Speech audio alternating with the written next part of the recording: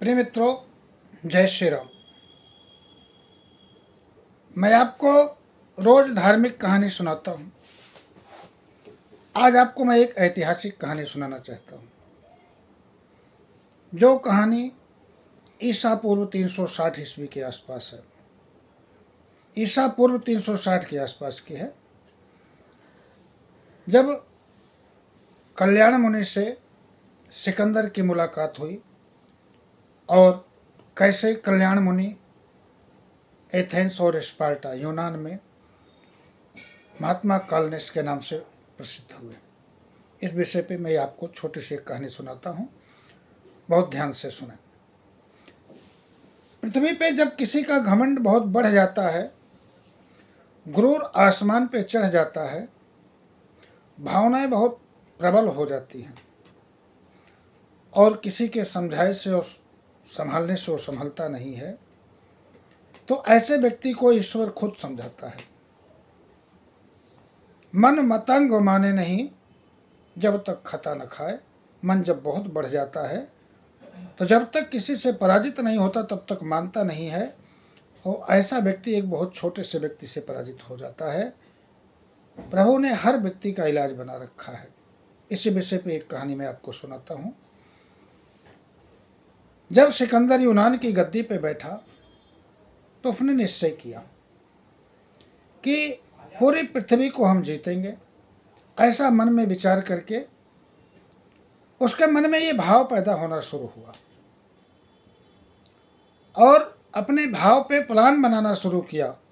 अपने मंत्रियों से, सेनापतियों से विचार विमर्श किया कि हम लगभग पूरी पृथ्वी को जीतना चाहते हैं और आप लोग हमारे साथ कहाँ तक सहमत हैं, अपनी अपनी राय दें। एक दिन मीटिंग की, बैठक की, जिसमें उसके प्रधानमंत्री, प्रधान सेनापति, मंत्रियों ने उसको सलाह दी कि हम शायद गलत दिशा की तरफ बढ़ रहे हैं। पूरी पृथ्वी को जीतना आसान नहीं है। और वो उस देश को जीतना चाहता था जिसको उस देश को सोने की चिड़िया के नाम से जाना जाता था। उसके मन में भाव था कि उस देश को जीत के उस पर अपना राज्य स्थापित करूंगा। ऐसा मन में विचार पाल करके उसने इस तरह की बैठक की थी। अपने मंत्रियों के बहुत समझाने के बाद भी वो नहीं माना और विश्व विजय के लिए अपने देश से चला। सर्वप्रथम उसने शोणितपुर पर आक्रमण किया और शोणितपुर को जीत लिया। शोणितपुर, जिसको मिस्र कहा जाता है, मिस्र का ही नाम पुराना शोणितपुर है, आज इजिप्ट भी कहते हैं उसको।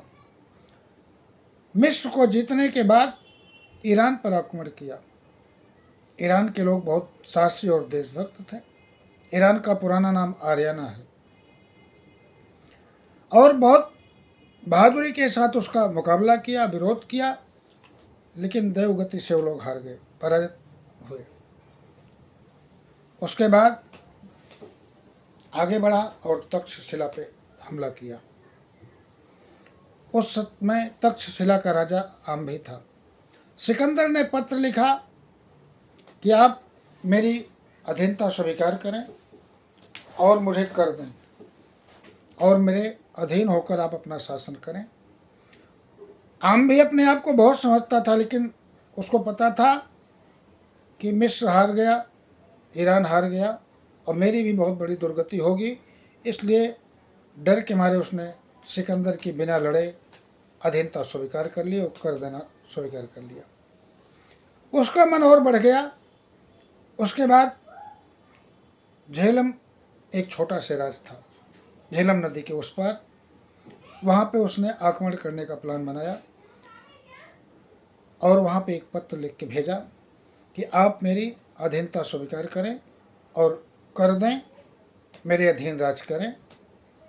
उस समय वहाँ के राजा पोरस थे और एक कहावत है कि झेलम तू ही बता दे पोरस की वीरता को, यूनान का सिकंदर हारा था तेरे तट पर। पोरस को ये बात अच्छी नहीं लगी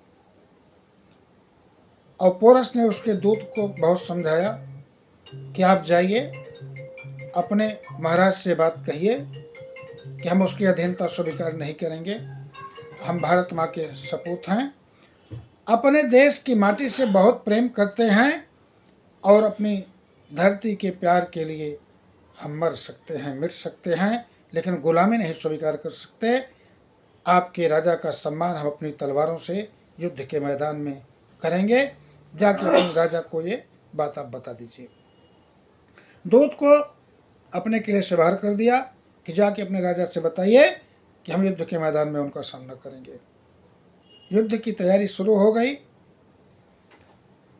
युद्ध में सिकंदर के पास घुड़सवार बहुत थे, उसकी सेना घुड़सवार की थी और इनकी सेना में हाथी का बहुत बड़ा समूह था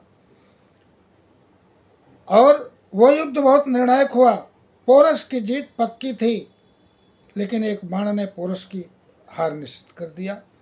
बाण पोरस के बहुत गहरे घाव कर गया, जिससे वो युद्ध के मैदान में गिर गए और बंदी बना लिए गए। उनके हाथी बिगड़ गए और अपने ही सैनिकों को कुचलने लगे। सिकंदर की पॉलिसी थी कि हाथियों पर हमला किया जाए, जिससे घाव से बेबल हो जाएं और पीछे की तरफ घूम जाएं। यह युक्ति उनकी काम आ गई। जब राजा पोरस को बंदी बना के उसके सामने पेश किया गया तो सिकंदर ने कहा कि महाराज पोरस, आप बताइए कि आपके साथ कैसा बर्ताव किया जाए। तो पोरस ने कहा कि सम्राट सिकंदर, आप युद्ध जीत चुके हो और मुझको महाराज पोरस कह रहे हो। अगर आप ऐसा मानते हो तो एक राजा दूसरे राजा के साथ जैसा व्यवहार करता है, आप हमारे साथ वैसा ही व्यवहार करें। सिकंदर उनकी बात से बहुत प्रभावित हुआ और उनका राज वापस कर दिया और अपने अधीन स्वीकार कर लिया। टैक्स लेके उनको बरी कर दिया। उसके आगे बढ़ा मालवा। बहुत बहादुर जनजाति थी, जनजाति नहीं थी। लक्ष्मण के जो वंशज थे वो कुश्ती लड़ने में बहुत मास्टर थे, माहिर थे और पहलवान को मल्ल कहा जाता है और मल्लों के देश को मालवा कहा गया। तो लक्ष्मण के वंशजों का राज था मालवा, जहाँ पे उसको बहुत भयंकर युद्ध हुआ और उसको एक बाण बहुत बुरी तरह लग गया और घायल हो गया। सिकंदर पोरस के भाले से भी बहुत बुरी तरह मरते मरते बचा था और उसने कह दिया था कि आज ईश्वर ने मुझे बचा दिया। सिकंदर की फौज आगे बढ़ने से इनकार कर दी। गंगा नदी के इस पार सिकंदर नहीं बढ़ा, क्योंकि उसके आगे मगध का बहुत शक्तिशाली राज था, जिसके उसके फौजियों के मन में भय उत्पन्न हो गई और बहुत दिन से उसके फौजी 1.5-2 साल से अपने घर को नहीं गए थे।